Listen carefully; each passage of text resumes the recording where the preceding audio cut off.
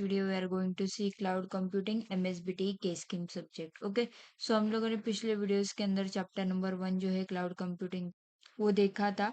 आज के इस वीडियो के अंदर हम लोग चैप्टर नंबर 2 जिसका नाम है वर्चुअलाइजेशन ये चैप्टर स्टार्ट करने वाले हैं।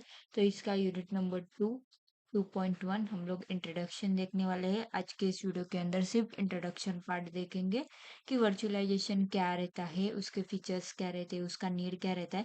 ये सब चीज़ें हम लोग आज के इस वीडियो में देखेंगे।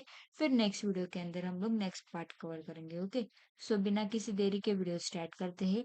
तो वर्चुअलाइजेशन मतलब क्या रहता है? मतलब में एक कौन सी भी चीज़ उसका एक सेम कॉपी बनाना उसे हम लोग वर्चुअलाइजेशन बोलते हैं। ओके, सो जो ओरिजिनल चीज़ रहती है कौन सी भी उसका एक डुप्लीकेट कॉपी बनाते हैं हम लोग, उसे हम लोग वर्चुअलाइजेशन बोल सकते हैं। राइट, सो हम लोग डेफिनेशन देखते हैं। It is the process of creating a virtual version of something instead of using physical form. Okay, virtual version banana instead of using physical form, इसको हम लोग बोलते हैं वर्चुअलाइजेशन। अभी इसके अंदर क्या क्या रहता है? This can include server, storage, network और इवन एंटायर ऑपरेटिंग सिस्टम। इसके अंदर बहुत सारी चीज़ें रहती है, जैसे कि सर्वर रहता है, स्टोरेज रहता है, नेटवर्क रहता है, ये सारी चीज़ें।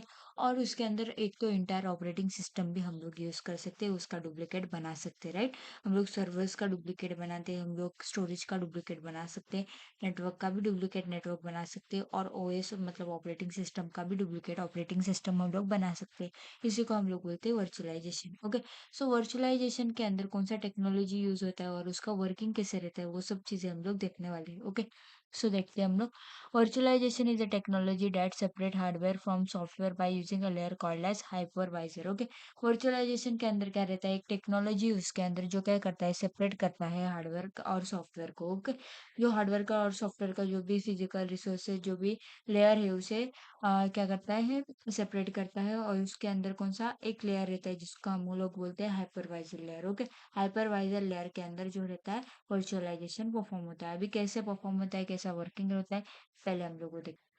तो how it's work, the hypervisor sits between the physical hardware and virtual machine. वो जो हाइपरवाइजर रहता है वो सिट्स मतलब वो फिजिकल हार्डवेयर जो रहता है और वर्चुअल मशीन के बीच में रहता है। Okay, it divides the physical resources CPU, RAM, storage into smaller unit and assign them to each VM virtual machine. Okay, ये क्या करता है, डिवाइड करता है जो फिजिकल रिसोर्सेज होता है जैसे कि सीपीयू, रैम, स्टोरेज, उनको स्मॉलर यूनिट के अंदर और असाइन करता है टू ईच वीएम मतलब वर्चुअल मशीन, हर एक वर्चुअल मशीन को असाइन करता है। Right, each virtual machine work as if it has its own operating system and application independent of other। हर एक जो वर्चुअल मशीन है वो वर्क करता है जैसे कि उसके पास खुद का एक ऑपरेटिंग सिस्टम है, एक एप्लीकेशन है, और एक वो इंडिपेंडेंट है, जो इंडिपेंडेंट है अदर ऑपरेटिंग सिस्टम और एप्लीकेशन से। ओके, तो ये बेसिकली वर्चुअल जो वर्जन रहता है मतलब वर्चुअलाइजेशन क्या रहता है उसका एक इंफॉर्मेशन है। राइट, एक डेफिनेशन है और उसका वर्किंग है।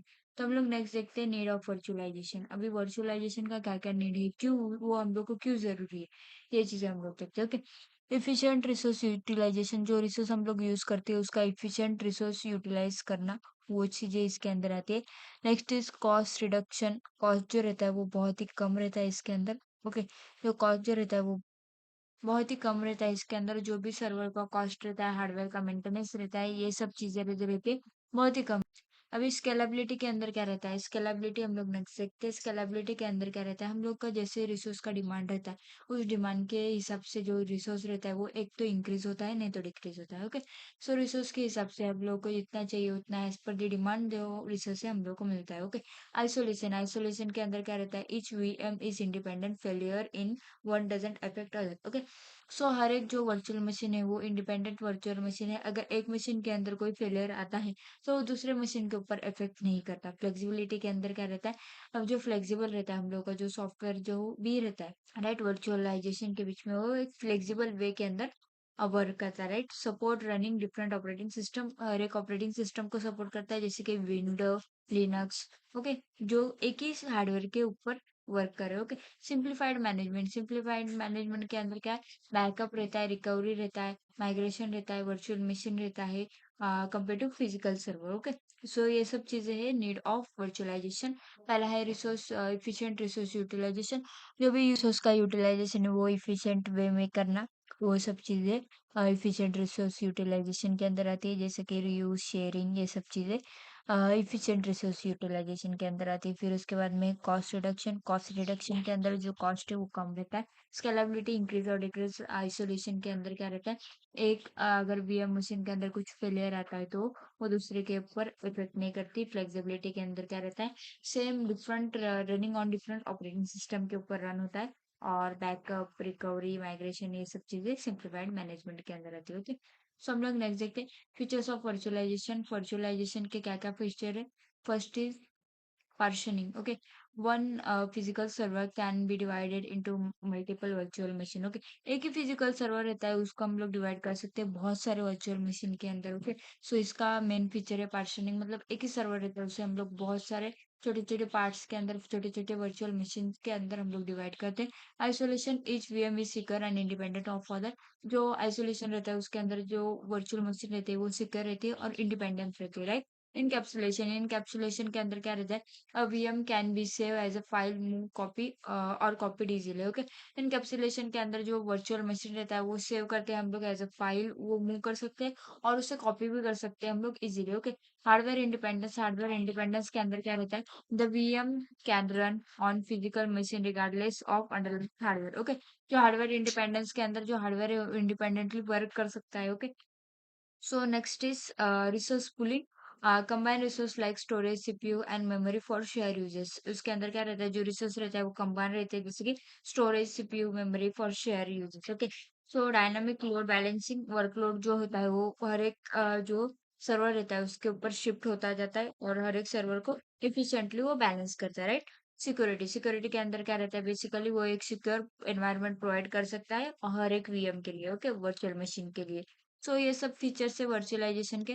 अभी हम लोगों ने जो फीचर्स देखे, नीड्स देखे थे, राइट। सो वो नीड्स मैंने इंटरनेट से लिया था, लेकिन आपके बुक के अंदर ये नीड्स देखे, अगर आपको वो लिखना है तो आप वो भी एग्जाम के अंदर लिख सकते हो या तो ये लिख सकते हो। ओके, सो आपको अगर 2 मार्क्स के लिए, 4 मार्क्स के लिए आया needs of major needs of virtualization, right.